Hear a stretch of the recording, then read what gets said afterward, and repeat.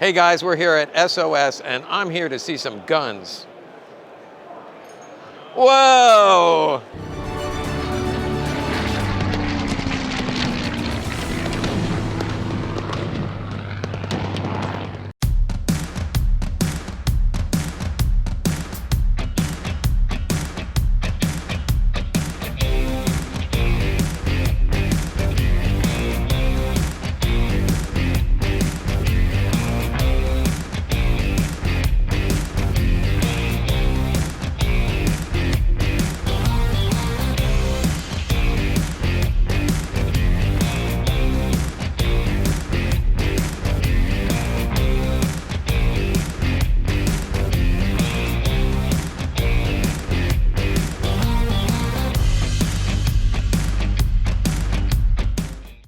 Okay, one of our subscribers from Amsterdam, also from Belgium, also from Germany, he's all from all over the place. We love the fact that he's so tall, because this reminds me of the Austin Powers movie where they cover up his private parts. And anyway, we cut off his head. Otto, what'd you bring me to look at? Yeah, I'm gonna show you. Oh wait, now you can almost see him. See, even Europeans love legs. Oh, those of you, even if you're not from Amsterdam, how many of these I'm gonna have to share? I brought plenty. Plenty for all. And you're coming to the party tonight? Of course.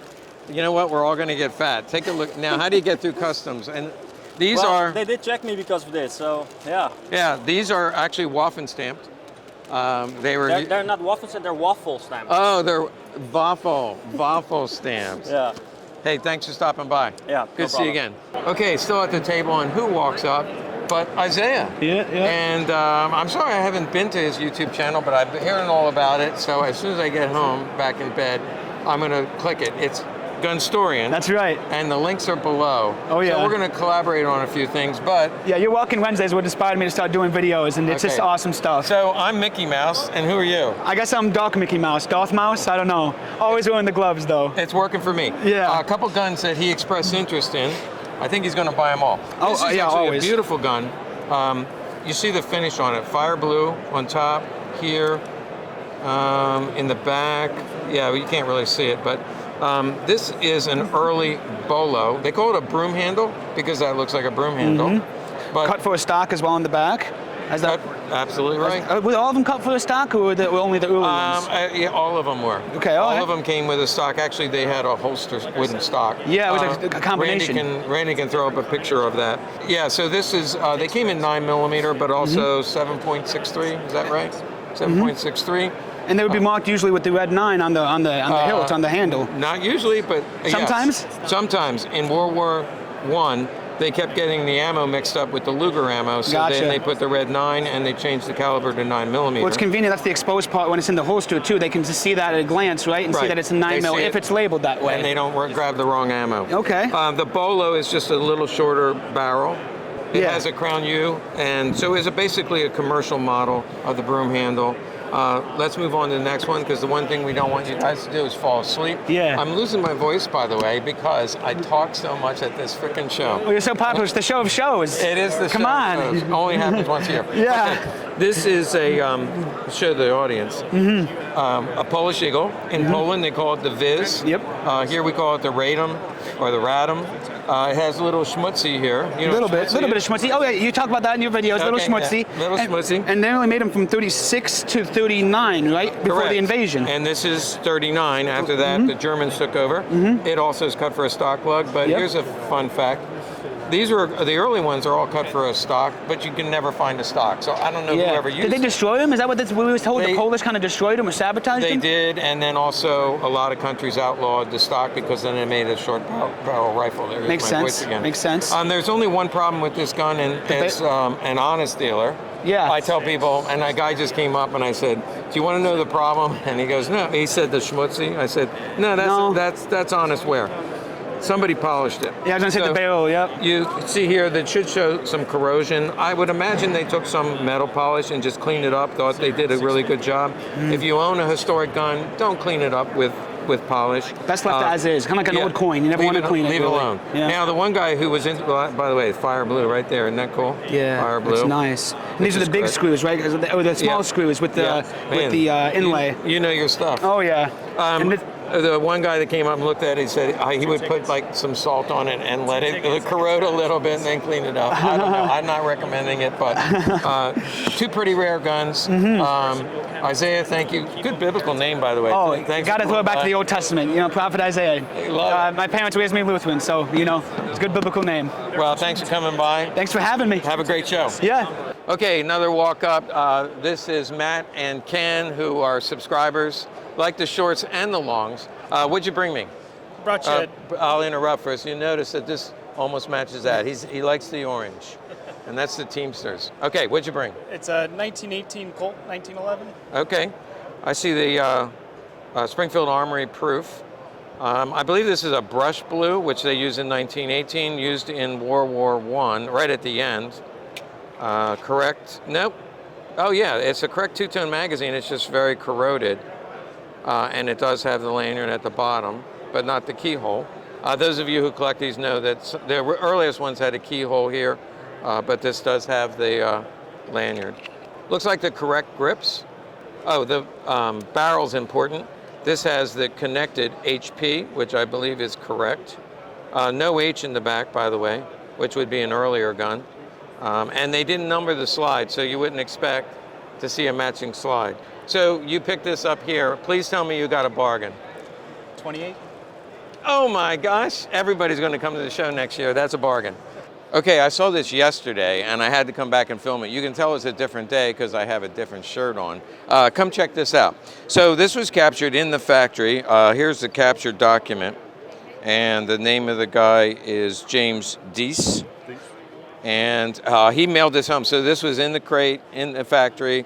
I believe never shot, but look at the front here. This is where he mailed it home. So it's exactly the way it came out of the factory. And, oh, here's the bayonet that came with it. Notice the Cosmoline on there. This looks like a parade, dress parade bayonet. So he picked it up and included that. Here is the barrel assembly. And it looks like it's all corroded and everything, but I'll tell you, this will clean up. Well, it just a lot of it's grease, which is always on there, and that's yeah. He was just saying this is Van, by the way. This is his item, and it's it just grease just dried on there. I said this would be a labor of love because somebody's going to spend a week on this. You can really see it.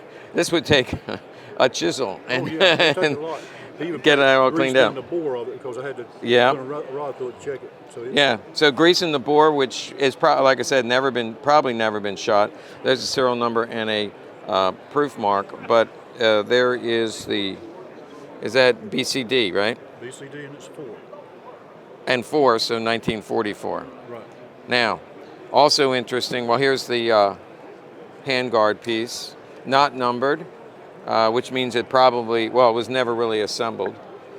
And then this has never been finished. Never, they put a laminate on it. Right, and it's still got waffle naps on the bottom of it. Oh, it does have, Right, okay. Here's one, and there's the other one right here.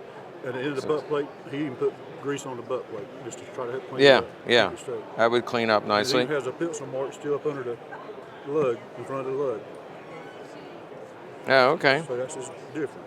So this, if you wonder what it looked like coming out of the factory, and then this piece, this has been duffel cut. Not sure why, It but wouldn't fit in the box. yeah. Okay, so it would not fit in the box, so that's why. The spring has never been milled out, so it was incomplete. And for some reason, it looks like women's gloves. Correct. Not sure why, but they threw that. It was a distant memory of a. It could have been. It could have been a lot of memories. And then they said a shaving kit. Right. This is a shaving kit, German. And here's the shaving cream. Pretty cool. Ingram's. That's a book company today. There's the trigger assembly, and it's BYF marked. I don't see. Oh, right here. Yes, sir. Trigger guard and the floor plate. So trigger assembly, a lot of grease in there, and I don't know what else we have. A bag of buttons. Oh, this is a bag of buttons. Different kinds of buttons. I mean, Diff- all kinds of buttons. Different kind of, well, maybe that went with the ladies' gloves. Oh, here's the cleaning rod. Correct.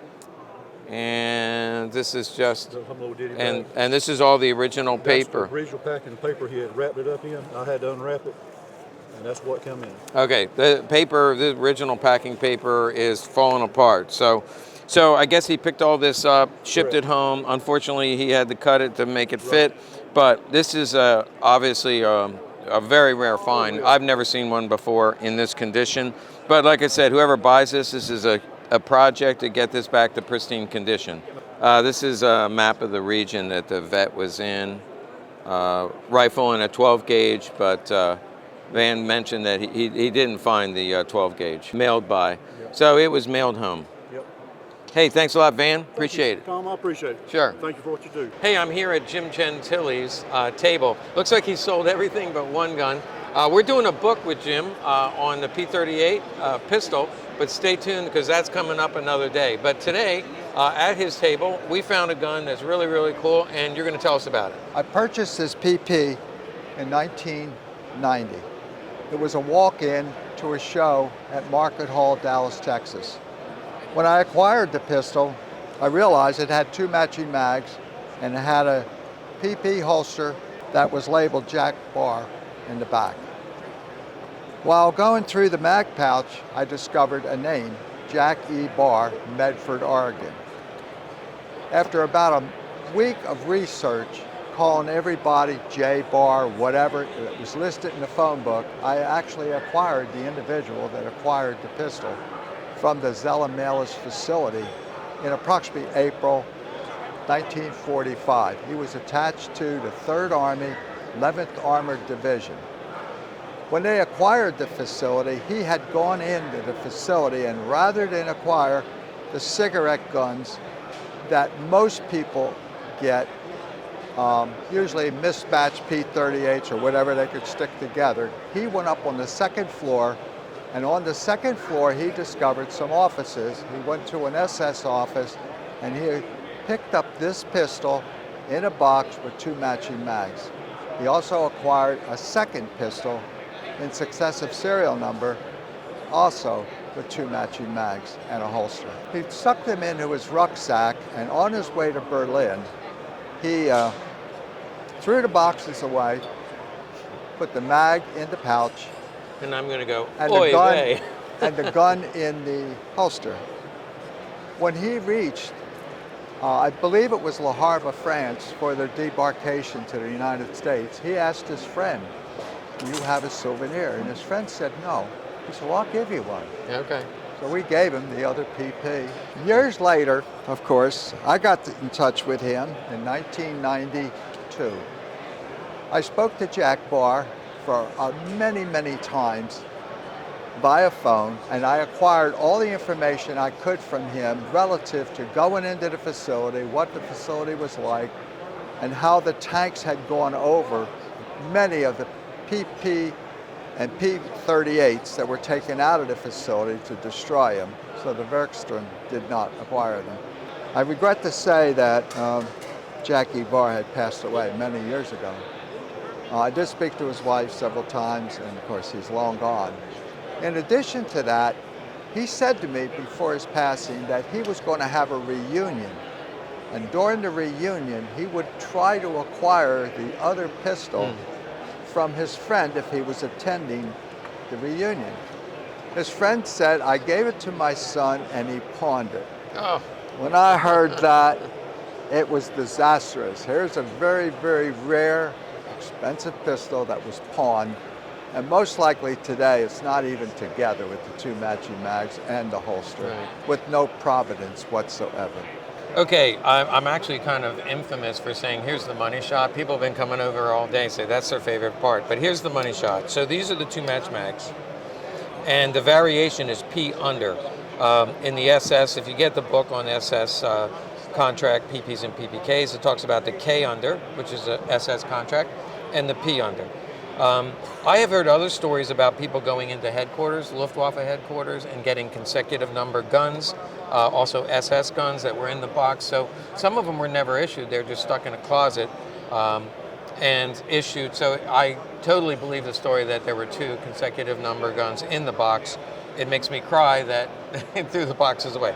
So you see here, here's the serial number, 2 matching mags, and then what's harder to see, Randy will get the right angle, it has a matching slide. So very rare SS gun, 2 match mags. This is the holy grail, really, and right now there's 1,000 or so of you who want to know, is this for sale? Unfortunately, it is not, but I wanted to document it, but it's currently not for sale. Of course, someday, everything's for sale. Everything's for sale at the right price. There's the Aka holster. This is a trash bag, so just ignore that. But Aka holster with Walther PP. Totally mint holster with his name. That's very cool. Thanks so much, Jim. Thank you very much, Tom, for coming over and taking a look at the pistol. Sure.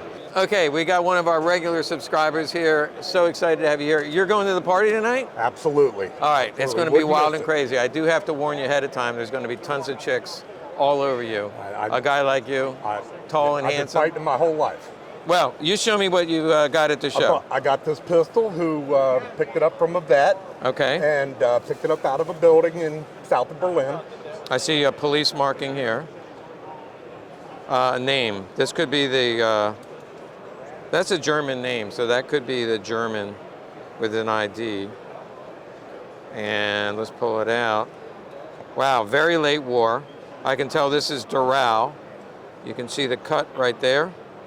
Eagle End. So this is from 1944. And this side, a lot more corrosion here. What's going on with that? Well, the story comes that this was taken out of a building from, I guess, the last Nazi had killed. He killed himself with it, and that is a blood etching on the... Okay.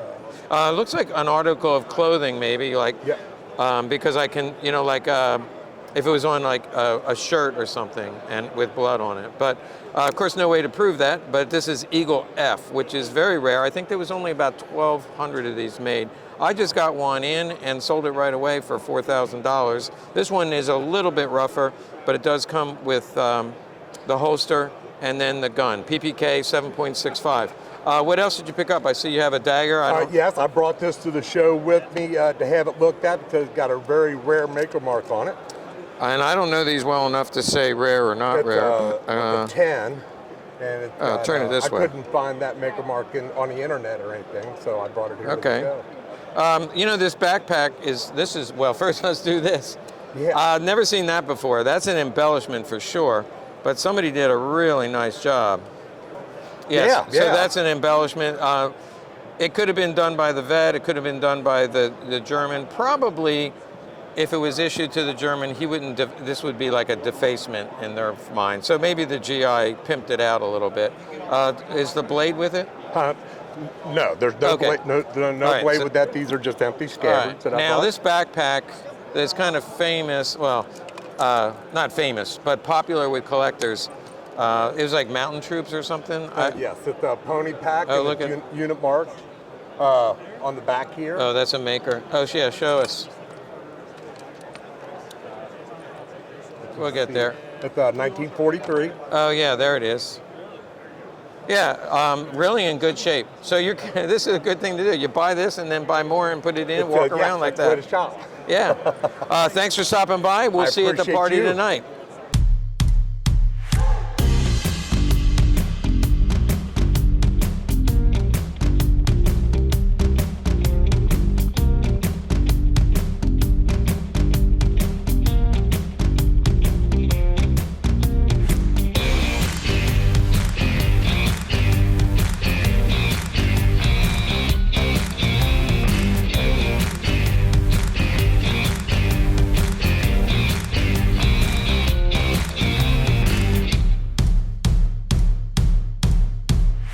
Oh, she's going to pick the lucky winner. Hey, give her a hand.